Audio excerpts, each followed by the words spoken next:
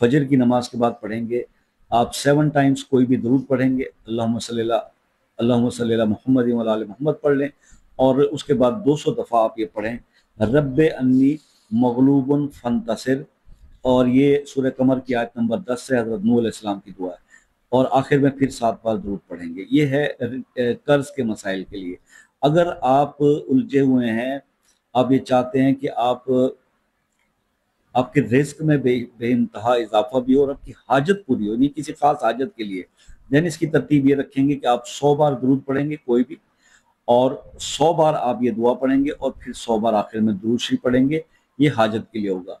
रब्बे अन्नी मगलूबुन फंतसिर ये पढ़ेंगे आपने 500 टाइम्स, और दुरूद अल्लाहुम्मा सल्ली अला मुहम्मद व अला आलि मुहम्मद ये 100 बार पहले 100 बार आखिर में।